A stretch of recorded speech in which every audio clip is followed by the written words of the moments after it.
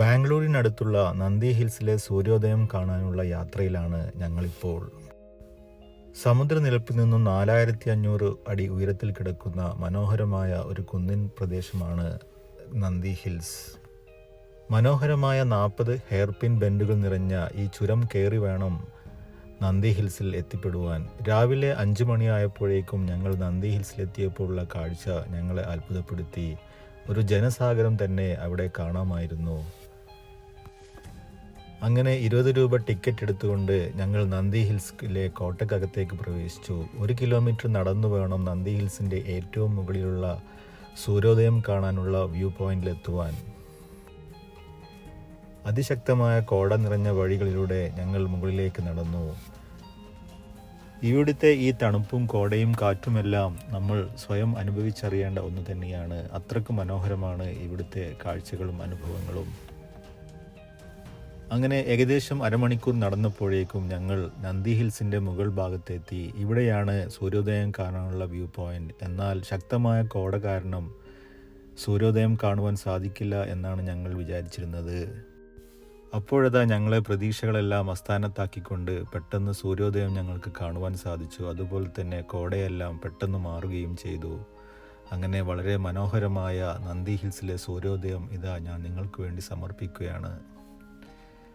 ഏകദേശം 10-20 മിനിറ്റോളം ഞങ്ങൾ നന്ദി ഹിൽസിലെ സൂര്യോദയം ക്യാമറയിൽ പകർത്തിക്കൊണ്ടേയിരുന്നു. അത്രയ്ക്ക് മനോഹരമായിരുന്നു ഈ കാഴ്ചകൾ.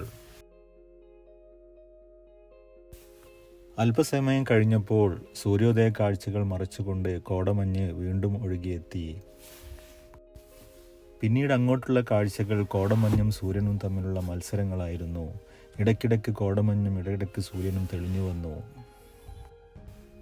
ഈ കാഴ്ചകളെല്ലാം ഞാനും എൻ്റെ സുഹൃത്തുക്കളും ക്യാമറയിൽ മുഴുവൻ സമയം പകർത്തിക്കൊണ്ടേയിരുന്നു.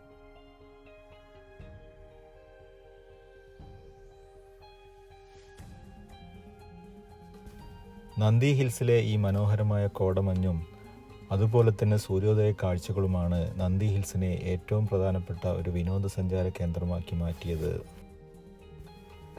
അതിരാവിലെയുള്ള ഈ കോടമഞ്ഞും ഇവിടുത്തെ കാറ്റും ഇവിടുത്തെ പ്രകൃതി സൗന്ദര്യവുമെല്ലാം മനസ്സിന് വല്ലാത്തൊരു സമാധാനമാണ് നൽകിയത്. അങ്ങനെ കോടമഞ്ഞും സൂര്യോദയ കാഴ്ചകളും കണ്ടതിനു ശേഷം നന്ദി ഹിൽസിൻ്റെ ഏറ്റവും മുകളിലുള്ള ക്ഷേത്രം കാണുവാൻ ഞങ്ങൾ അകത്തേക്ക് പോയി. ഈ കാണുന്നതാണ് 950 വർഷം പഴക്കമുള്ള പൂർണ്ണമായും കരിങ്കൽ തീർത്ത ക്ഷേത്രം. ശ്രീ യോഗീശ്വരാനന്ദ സ്വാമി ടെമ്പിളാണ് ഈ കാണുന്ന ക്ഷേത്രം. അങ്ങനെ 950 വർഷം പഴക്കമുള്ള ഈ ക്ഷേത്ര വീഥികളിലൂടെ ഞങ്ങൾ നടന്നു നീങ്ങി.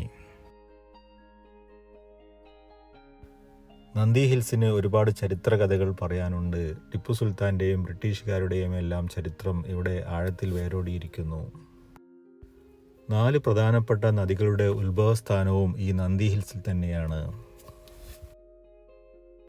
അങ്ങനെ മുകളിലത്തെ കാഴ്ചകളെല്ലാം കണ്ടുകൊണ്ട് ഞങ്ങൾ താഴോട്ടിറങ്ങി. ഈ കാണുന്നത് മനോഹരമായ ഒരു കുളമാണ്. 32 കൽപ്പടവുകളാണ് ഈ കുളത്തിനുള്ളത്. കുളത്തിനരികെ പിന്നീട് ഞങ്ങൾക്ക് കാണാൻ കഴിഞ്ഞത് ടിപ്പു സുൽത്താൻ്റെ കാലത്തുള്ള അദ്ദേഹത്തിൻ്റെ വേനൽക്കാല വസതിയാണ്. വേനൽക്കാല വസതി നിൽക്കുന്ന ഭാഗത്തേക്ക് ഇപ്പോൾ പ്രവേശനം അനുവദിക്കുന്നില്ല.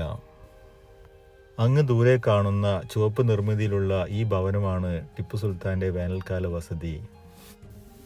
ടിപ്പു സുൽത്താൻ്റെ ഭരണകാലത്ത് ബ്രിട്ടീഷുകാരും ടിപ്പു സുൽത്താനും തമ്മിലുള്ള യുദ്ധത്തിന് സാക്ഷ്യം വഹിച്ചതും ഈ നന്ദി ഹിൽസിലെ കോട്ടത്തളങ്ങളാണ്.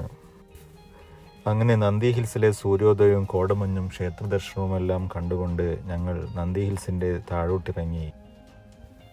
അങ്ങനെ ഒരു ചരിത്രശേഷിപ്പിൻ്റെ മനോഹരമായ കാഴ്ചകൾ കണ്ടുകൊണ്ട് ഞങ്ങൾ തിരിച്ച് യാത്ര തുടർന്നു.